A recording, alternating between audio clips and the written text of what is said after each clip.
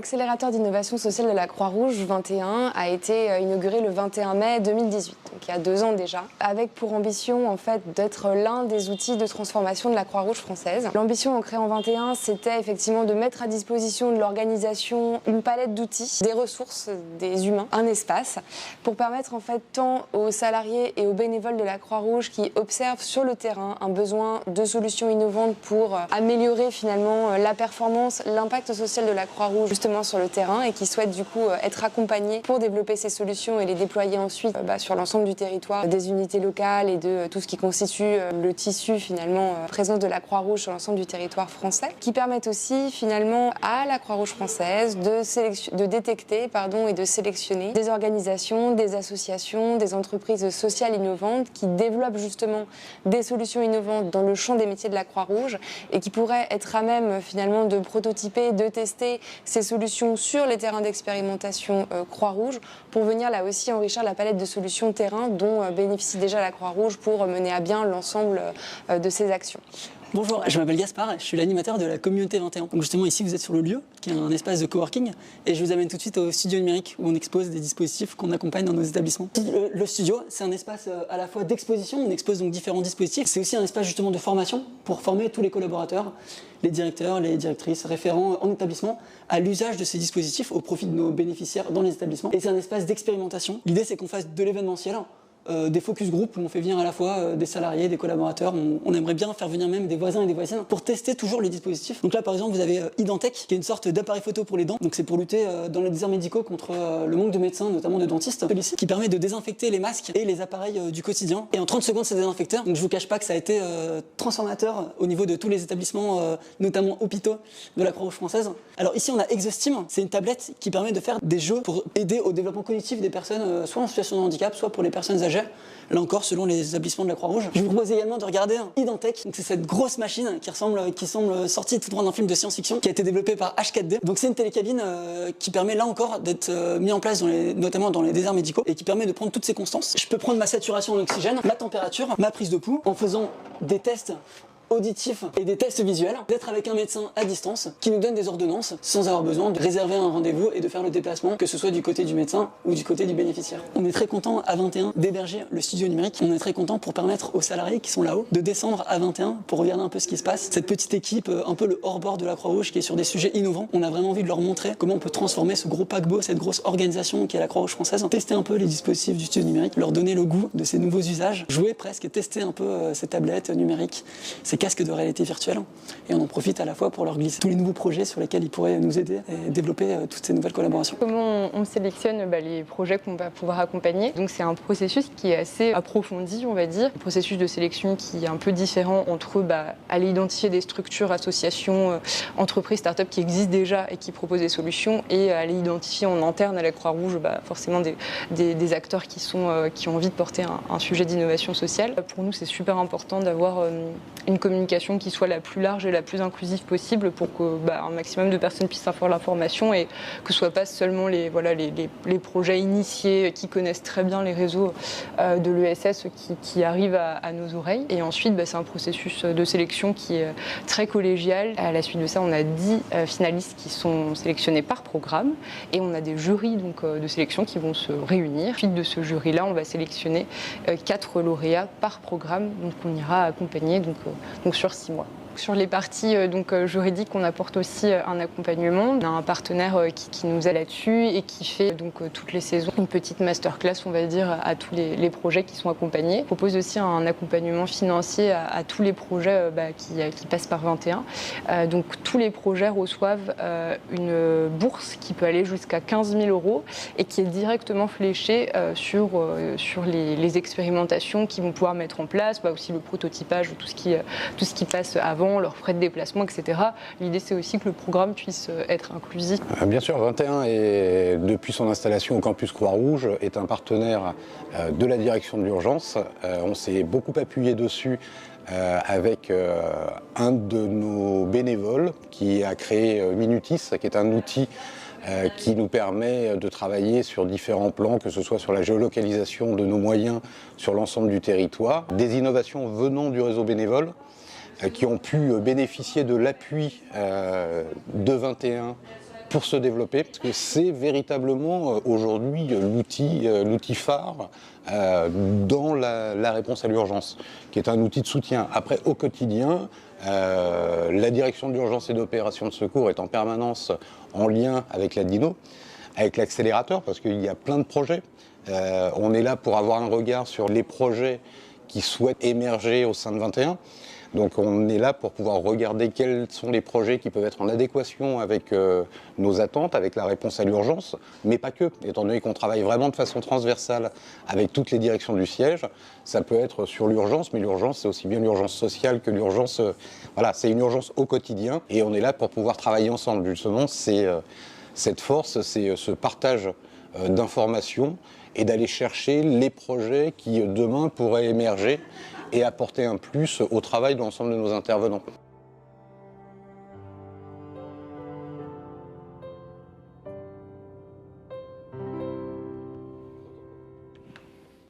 De retour sur le plateau. Alors, Monsieur Vallée, justement, on vient de le voir, l'accélérateur 21. Est-ce que vous pouvez nous en redire quelques mots ? Alors déjà, il faut le resituer. C'est l'accélérateur 21, donc qui fait partie de la Croix-Rouge française, de l'écosystème Croix-Rouge française. Croix-Rouge française, c'est au quotidien, c'est 14 000 à 16 000 salariés, plus 60 000 bénévoles. Donc c'est un gros système qui est présent partout sur le territoire national, y compris dans les territoires ultramarins, au travers des 650 établissements, 800 implantations locales, plus une quarantaine de délégations à l'international dans des pays, essentiellement en Afrique, Afrique et Moyen-Orient, qui vont intervenir sur les différents sujets qui sont liés à la Croix-Rouge. C'est aussi un écosystème global, puisqu'on appartient à un mouvement du Comité international de la Croix-Rouge, de la Fédération internationale, et 21 travaille aussi, et aussi à l'initiative avec la Croix-Rouge espagnole, d'une plateforme de l'innovation entre Société nationale Croix-Rouge, pour nous permettre de nous améliorer entre nous. 21, c'est donc une filiale de la Croix-Rouge qui est rattachée à la direction de l'innovation, qui a été créée il y a 2 ans, qui, comme on a pu voir, donc, qui va avoir des projets, qui va essayer de monitorer les projets, de lancer des appels à candidature, et en fonction des retours sur les appels à candidature, en intrapreneuriat et en entrepreneuriat, vont pouvoir sélectionner un certain nombre de projets qui sont mûrs ou pas pour continuer d'avancer. C'est un accélérateur d'innovation sociale, donc on n'est pas que sur le secours, on est bien sur tout le panel, aussi bien pour les établissements, comme on voit de la télémédecine, faire de la télémédecine ou du studio numérique, donc avec la réalité virtuelle pour nous permettre d'améliorer la formation des soignants aussi également, notamment des auxiliaires de vie sur la prise en charge des personnes âgées. Donc il y a tout un dispositif qui a été mis en place et qui est issu justement de 21 pour pouvoir fonctionner. C'est pas que du numérique, 21, c'est aussi des process, c'est aussi des changements, des façons de faire, des changements de façon de faire parfois, qui sont aussi assez intéressants, des mises en place de nouvelles technologies. Un des derniers projets qui a été mené à 21, c'était à Saint-Martin, donc c'est la suite des ouragans Irma, José Maria, c'est comment améliorer la prise en charge des personnes avec le problème du cash qu'on peut avoir là-bas. C'est qu'on ne peut pas donner de la monnaie comme ça, de l'argent comme ça, donc avec un système de cartes, avec un système d'aide alimentaire sous forme de cartes, où on va aller chez les commerçants, donc comment sécuriser tout cet écosystème, comment se servir des différents fonctionnements, et donc changer, révolutionner complètement l'aide qu'on peut avoir habituellement. Donc c'est des projets qui marchent plus ou moins bien. Celui-là, il a bien marché. Stéphane parlait de Minutis, donc c'est pareil, c'est un dispositif qui marche très bien, qui a fait toutes ses preuves pendant la crise Covid, qui est issu des attentats. Minutis, à la base, c'est un projet qui traînait dans les tiroirs, c'est une équipe de bénévoles qui bossait dessus depuis quelques temps, ça avançait pas. 13 novembre 2015, les attentats. 14 novembre 2015 au matin, on m'a dit on est vraiment trop bête, on aurait dû avancer sur le projet. J'ai dit bah vas-y, qu'est-ce que t'attends? Le dimanche soir, ils m'appelaient, on m'envoyait un lien et le projet était déjà sur le web et tout avait été, ils avaient tout bossé dans le week-end. Donc c'est une équipe de 5 bénévoles qui font ça depuis 2015 et depuis c'est quelque chose qui a tout, qui a grandi, qui fait plus que de la géolocalisation, mais qui va jusqu'à la prise en charge, la fiche d'intervention, la gestion des moyens, donc qui est extrêmement complet et extrêmement large. Et c'est ça aussi l'innovation, c'est aussi laisser les bonnes idées germer et leur dire allez-y, faites-le, vas-y, fonce, avancez. Et puis de toute façon, quel risque on prend? Enfin, on va le faire, il va prendre du temps pour le faire. Ça marche pas, c'est pas grave. C'est le droit à l'erreur, c'est le droit à l'échec. Pour le coup, ça a marché. Il y a certainement d'autres projets qui ont moins bien marché. Mais il y a des choses dans Minutis qui marchent moins bien que d'autres, bien évidemment. Mais c'est le droit à l'erreur, il faut s'améliorer et c'est laisser aussi des chances aux bonnes idées, aux compétences, parce qu'on a des pépites, ce qu'on disait tout à l'heure, hein, on a des pépites dans nos professionnels, dans nos bénévoles, on a des gens qui ont envie de lancer des choses. On a tout un tas de projets sur la personne âgée, sur nos établissements qui ont été menés, qui sont des projets qui viennent du terrain. C'est des salariés qui ont proposé des projets, qui sont mis en œuvre et qui ont été démultipliés. On a un terrain d'expérimentation phénoménal à travers de toutes nos actions, de tout notre panel, comme les SDIS, comme les sapeurs-pompiers volontaires ou professionnels, à travers de tout ce qu'on fait par rapport à ce qu'on souhaite. On a un terrain qui est énorme. Donc on peut faciliter. Il faut réussir à trouver l'adéquation entre comment on fonctionne, comment ça fonctionne en France, comment fonctionnent nos organisations, dans quel écosystème on est, parce qu'on peut changer le fonctionnement de certaines organisations, mais l'écosystème, c'est un petit peu plus compliqué, parce qu'il y a des lois, c'est bien normé, c'est très carré, donc il faut qu'on rentre dedans, et quel est l'intérêt. Donc c'est vrai qu'on a parfois, nous, des projets qui vont être plus orientés à l'international, parce qu'à l'international, on a parfois moins de législation, moins de contraintes, où l'écosystème est beaucoup plus vide. On a la chance d'avoir des sapeurs-pompiers, on a la chance d'avoir des SAMU, on a la chance d'avoir des hôpitaux.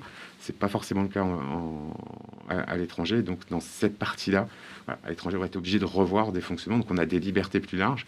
Il faut aller plus loin pour pouvoir être le plus efficient possible et apporter toujours pareil le soutien à la population, leur permettre de vivre, peut-être parfois de les sauver, mais c'est aussi d'apporter le savoir, tout simplement, et puis la sécurité de nos intervenants, parce que c'est toujours les deux schémas qui sont prioritaires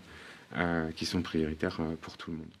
Non, vous disiez c'est important de laisser pousser la graine et de laisser les projets mûrir et prendre en maturité. Mais je pense que c'est aussi important d'avoir un certain cadrage quand même dans la sélection de vos projets. J'imagine qu'on ne peut pas tout prendre, tout et n'importe quoi, et puis accompagner n'importe quel projet. Donc voilà, il y a quand même un cadrage qui est mis en place et on a quand même certaines obligations qui sont placées.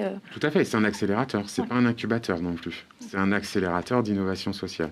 Donc on est bien déjà un projet qui est déjà maturé, qui a déjà avancé, qui est déjà un minimum conçu. Donc on va l'accélérer pour qu'il passe dans une phase de production, dans une phase de test, mais il y a déjà l'idée qui est bien avancée. Donc on a des projets qui peuvent être vus en comité de sélection, qui sont extrêmement intéressants, où les idées sont exceptionnelles, où on va leur dire pour l'instant non, c'est trop tôt, mais revenez, continuez de travailler dessus, revenez dessus, c'est là où c'est important, et revenez nous voir plus tard. On ne ferme pas des portes, on ne ferme pas la porte. C'est aussi parfois, il faut travailler un petit peu, revoir sa copie, entre guillemets, où c'est trop local. Il y a aussi une vocation pour nous de pouvoir le généraliser ensuite, donc de pouvoir le proposer aussi sur le territoire national et pourquoi pas même aux autres sociétés nationales, aux autres Croix-Rouges.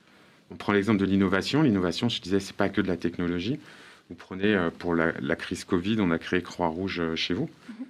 Donc justement pour de la lutte contre l'isolement social, avec un dispositif de conciergerie, avec un dispositif d'écoute. Le dispositif d'écoute, il existait déjà.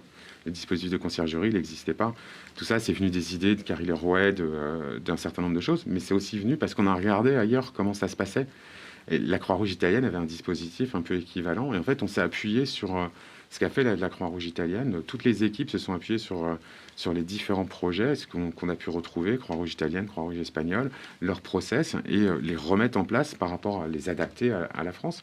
Et l'équipe qui a travaillé sur Croix-Rouge chez vous, ils ont travaillé d'arrache-pied. Ça a été un dispositif qui a été monté en 4 jours grand maximum, puisqu'il était opérationnel peu de temps avant, il a été lancé juste avant le premier confinement. Donc c'est quelque chose qui a été très très vite. C'est aussi ça la force de l'innovation. C'est changer de paradigme, changer de prisme, être capable d'avancer très vite, être capable d'être plus agile pour répondre à une problématique, répondre à une attaque extérieure. Enfin, voilà, c'est donner de l'agilité à tout le dispositif pour fonctionner, s'adapter au mieux aux problématiques d'aujourd'hui qui vont très vite. Bien voir que le monde aujourd'hui, il bouge 10 fois plus vite que ce qu'on peut penser. Auparavant, on mettait 5 ans, 10 ans pour avoir une avancée technologique, une avancée de process et autres. Aujourd'hui, c'est 6 mois. Vous mettez un dispositif en place, 6 mois après, si vous ne l'avez pas fait évoluer, il est plus valable. Donc, il faut aller très très vite et il faut se mettre dans ces conditions. Et c'est bien d'avoir aussi l'innovation, des extraterrestres comme A21, parfois, qui nous poussent aussi, qui nous donnent des idées et qui sont tenaces. Et, parce que c'est c'est pas simple, il faut travailler avec tout le monde, hein. C'est le problème de ces labs, c'est travailler avec tout l'écosystème, travailler avec tout le monde, emmener tout le monde, donc revenir à la charge, c'est toujours en plus de ce que vous faites habituellement, en plus de votre charge de travail classique, donc ils ont beaucoup de courage, beaucoup de mérite aussi pour aller nous chercher en permanence, mais c'est beaucoup de bonnes idées qui sortent et qui s'appliquent très facilement après sur le terrain. Ça, c'est vrai ce que vous dites, tout l'enjeu, on va dire, aussi de ce type de structure, et aussi l'enjeu et aussi la nécessité de ce type de structure, c'est justement la coordination de l'innovation. Et je pense que, comme vous l'avez très bien dit, je ne sais pas comment le résumer, mais le fameux côté plus entreprise, time market, entre guillemets, il faut que ça soit dans le bon temps, dans le bon timing, on va dire, par rapport aux besoins et par rapport au marché, donc plus dans le monde de l'entreprise. Mais aussi, ça, il faut le coordonner par rapport, donc, quels sont nos besoins, quelles sont les capacités de déploiement, sur quel type de technologie on veut investir pour le monde du secours, etc. Et quelles sont les technologies qui sont matures pour pouvoir répondre à ce besoin, parce que ça sert à rien de lancer des programmes, entre guillemets, sur, je sais pas moi, n'importe quoi, sur de la connectivité ou sur de l'intelligence artificielle pour tel domaine, si derrière on a des technologies qui ne sont pas matures. Aucun intérêt. Et c'est bien la nécessité indispensable d'avoir des structures comme l'accélérateur 21, comme le Lab Secours, pour justement identifier aussi la maturité des technologies et voir sur quelle capacité, en tout cas, ça pourrait répondre dans le milieu des secours. Et ça, je pense que ça, c'est vraiment important. Cette coordination, elle est vraiment indispensable. Ouais, même aller plus loin encore, mettre en parallèle avec les projets qui sont en cours. Il y a des projets structurants, que ce soit Nexis, que ce soit les réseaux radio du futur, avec l'arrivée de la 5G, etc. C'est des projets structurants. Donc, si dans les projets qu'on essaye de monter maintenant, on ne prend pas en compte cet écosystème, c'est des projets qui vont tomber par la suite, qui ne serviront à rien. Donc, il faut aussi avoir cette vision 360, prendre en compte l'environnement global, et l'environnement dans son innovation, mais aussi dans ses freins, et là où il va falloir aller faire levier, essayer pour pouvoir avancer, parce que l'innovation, ça peut être facile quand on est en propre, si on travaille on peut faire un certain nombre de choses. Dans le monde du secourisme, c'est beaucoup plus compliqué. On est un acteur parmi d'autres, même si on est maître sur un certain nombre de choses, sur la transmission d'un bilan, sur la problématique de la santé, donc l'envoi de l'ECG, ça pourrait être tout un tas d'autres choses, l'envoi d'autres paramètres, la télémédecine, hein, pourquoi pas avoir de la télémédecine demain, en tout cas pour la prise en charge d'un certain nombre de pathologies dans des dispositifs prévisionnels de secours ou dans un VSAV, c'est tout à fait possible. Technologiquement, tout existe, hein. Pour le coup, ça existe déjà, c'est prêt, c'est vendu très largement. Faut-il que toute la chaîne accepte cette innovation? Et si toute la chaîne n'accepte pas ça, c'est voué à l'échec. C'est des projets qui aboutissent pas parce que de toute façon, on a un bout de la chaîne qui marche pas. C'est ça, et comme vous disiez, les freins à l'innovation, j'imagine que les normes, le respect des contraintes réglementaires, les fonds, même le fonds, trouver des fonds pour financer les innovations, j'imagine que voilà, ça freine aussi l'élaboration du Lab Secours, par exemple. Je ne dirais pas forcément ça, dans le sens où si c'est pris dès le départ dans une stratégie vraiment importante et globale de ce que l'on veut réellement faire. C'est-à-dire que la normalisation aussi, elle participe, entre autres, à pouvoir justement protéger les technologies que l'on a sur notre territoire, ou les pépites et les brides technologiques que l'on a réussi à créer en France, on va dire, sur certains sujets. Donc l'enjeu de la normalisation, elle est à la fois un frein peut-être sur certaines choses, parce qu'il faut peut-être modifier un cadre normatif qui pourra peut-être effectivement bouleverser un écosystème déjà en place, ça c'est une réalité, donc il faut faire attention aussi à ce qu'on fait, mais ça va pouvoir aussi permettre de pouvoir, à cette technologie ou à cette entreprise-là, de pouvoir se développer et de manière beaucoup plus importante sur le plan économique, notamment à l'international. Donc il y a aussi cet aspect-là aussi à prendre en compte dans la normalisation. Après, sur l'aspect financier, je pense qu'il y a... Donc déjà, oui, certes, il faut des budgets dédiés. Ça c'est un frein vraiment fondamental. Il faut être aussi en capacité de connaître, on va dire, les modes de financement de ce dispositif. À l'Europe, par exemple, il y a énormément de dispositifs qui existent au sein des régions, au sein des départements, peu importe, mais il y a énormément de choses à faire. Les entreprises elles-mêmes aussi peuvent aller chercher, on va dire, de l'argent financé pour pouvoir expérimenter derrière en local dans les services publics, notamment comme le nôtre.